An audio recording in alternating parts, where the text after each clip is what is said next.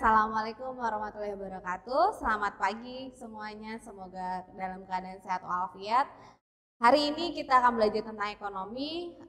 Kita akan melanjutkan materi yang sudah ada ataupun kita akan memulai materi yang baru. Materi apa sih? Yuk kita pelajari bersama-sama, oke? Jangan kemana-mana, stay tune. Dah. Assalamualaikum warahmatullahi wabarakatuh. Selamat pagi semuanya. Semoga dalam keadaan sehat walafiat ya. Oke, kali ini kita akan melanjutkan pembelajaran tentang sistem ekonomi. Yang kedua yaitu tentang sistem ekonomi komando atau biasanya dikenal dengan sosialis atau juga terpusat. Nah, ya. Sistem ekonomi komando atau dikenal dengan sistem ekonomi terpusat, sosialis. Di sini biasanya juga sifatnya komunis ya, karena semuanya itu diatur oleh pemerintah. Jadi pengertian dari sistem ekonomi komando itu adalah suatu sistem dengan kendali yang ketat di mana berada di pihak pemerintah. Jadi semuanya itu diatur oleh pemerintah, baik itu kepemilikan bisnis, kemudian hasil dari laba atau keuntungan, alokasi sumber daya alam, kemudian pencapaian tujuan yang akan dihasilkan dari kegiatan produksi, terus masalah distribusi, itu juga semuanya dikelola oleh pemerintah. Jadi lainnya atau garis besarnya adalah sistem ekonomi ini semuanya diatur oleh pemerintah. Lalu masyarakat sendiri ngapain? Masyarakat itu hanya membantu apa yang diminta oleh negara. Jadi ya istilahnya masyarakat itu pembantu negara.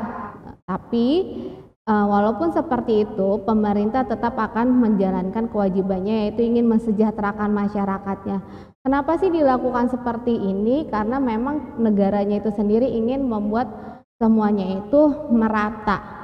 Tapi ya ada beberapa hal yang menjadi kelemahannya dari sistem ekonomi ini, karena masyarakat sendiri itu kan punya ide dan kreativitas yang masing-masing. Nah, itu nanti akan kita bahas selanjutnya di ciri-ciri, kelebihan dan juga kelemahan.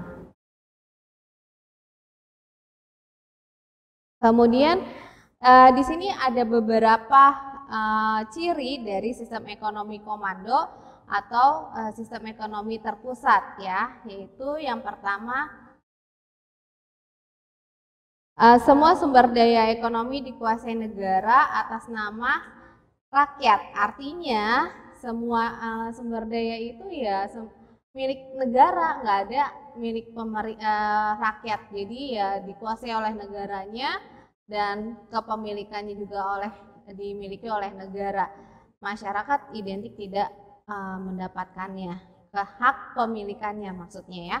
Kemudian yang kedua, seluruh kegiatan produksi diusahakan bersama, tidak ada perusahaan swasta dan tidak ada perusahaan yang milik join antara negara dan juga swasta, itu tidak ada. Jadi semuanya itu milik negara seperti itu.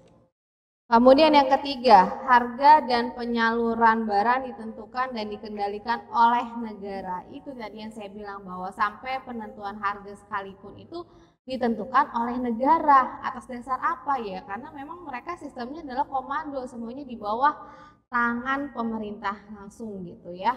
Nah, yang keempat, jenis pekerjaan dan pembagian kerja diatur oleh pemerintah, yaitu kalau tradisional tadi kan tidak ada pembagian kerja karena mereka bingung ya mau melakukan apa nih, karena mereka biasanya melakukan kegiatan ekonominya untuk keluarganya sendiri. Tapi ini ternyata di dalam pemerintahan sistem ekonomi komando itu pun juga tidak adanya pekerjaan yang bisa diatur sendiri, tapi diatur oleh pemerintah. Sampai sehal kecil apapun itu diatur oleh pemerintah.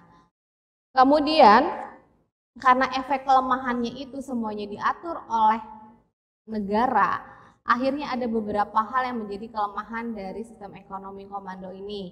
Yang pertama yaitu adalah pemerintah itu tidak memberikan hak kepemilikan suatu barang kepada masyarakatnya. Jadi semuanya diatur oleh pemerintah. Kemudian yang kedua, potensi kreativitas dan juga inovasi masyarakatnya tidak bisa berkembang karena masyarakatnya itu diatur oleh pemerintahnya itu sendiri. Jadi ya kamu misalnya mau bikin sebuah jenis makanan nih, yang biasanya red velvet mungkin berubah jadi blue velvet gitu kan. Red itu kan merah, kalau blue itu biru, mungkin bisa blue velvet, itu agak sulit. Jadi itu memang harus semuanya disesuaikan dengan pemerintah. Tapi walaupun kelemahannya seperti itu, mereka mempunyai kebaikan. Kebaikannya diantaranya yang pertama yaitu pemerintah bertanggung jawab penuh terhadap perekonomian. Jadi masyarakatnya identik, mereka hidupnya itu ya bisa dibilang tercukupi karena semuanya diatur oleh pemerintah.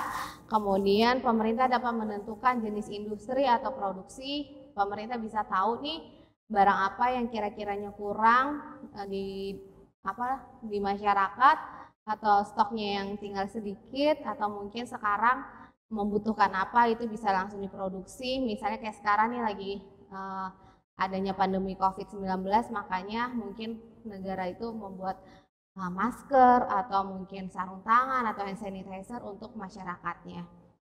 Kemudian pemerintah bisa mendistribusikan barang-barangnya. Jadi pemerintah itu bisa mendistribusikan barang itu sampai ke daerah-daerah pelosok dengan upaya pemerintah sendiri, gimana caranya untuk mencukupi kebutuhan masyarakatnya, karena mereka harus bertanggung jawab ya, semuanya itu diatur oleh mereka.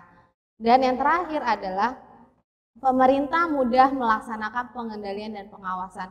Karena pengendalian dan pengawasan ini semuanya di tangan pemerintah, ini lebih mudah dikendalikan karena semuanya kegiatan perekonomiannya dilakukan oleh pemerintah. Jadi agak sedikit terhindar dari miskomunikasi untuk pengawasan. Seperti obat-obatan, itu juga mereka biasanya lebih mudah untuk terdeteknya barang itu legal atau ilegal, seperti itu. Nah, negara yang menganut sistem ini biasanya itu negara pecahan Uni Soviet beberapa, kemudian Rusia, dan kita mengenalnya adalah Tiongkok. Jadi Tiongkok itu dulu awalnya adalah negara komunis, mungkin masih saat ini, tapi dia sekarang sudah mulai membuka ya. Dia sudah melakukan kegiatan perdagangan internasional, tapi mungkin sistemnya di dalamnya masih komunis, seperti itu. Oke, saya rasa penjelasannya cukup detail mengenai sistem ekonomi komando. Nah, sebelum selesai pembelajaran kali ini, saya mau memberikan latihan seperti kemarin, yang sistem ekonomi tradisional, nggak jauh beda ya. Nah, kali ini soalnya tentang sistem ekonomi komando. Soalnya saya akan bacakan saja ya. Jadi soal nomor 1 adalah apa yang dimaksud dengan sistem ekonomi komando atau terpusat atau sosialis. Silakan kalian jelaskan. Kemudian yang kedua, sebutkan ciri-ciri dari sistem ekonomi komando. Yang ketiga, sebutkan yang menjadi kelemahan dari sistem ekonomi komando. Keempat, yang menjadi kelebihan sistem ekonomi komando, tolong disebutkan dan dijelaskan. Dan yang terakhir adalah sebutkan 5 negara yang menganut sistem ekonomi komando. Saya rasa pertanyaannya cukup jelas, jadi silakan kalian kerjakan di form yang telah saya berikan. Dan kalaupun ada beberapa materi yang kalian terlewatkan, ini bisa di back lagi, kalian bisa mendengarkan lebih jelas lagi. Oke, saya rasa cukup sampai di sini video kali ini. Semoga bisa membantu kalian. Dan saya akhiri dengan mengucapkan Assalamualaikum warahmatullahi wabarakatuh. Sampai ketemu lagi di video selanjutnya. Dadah.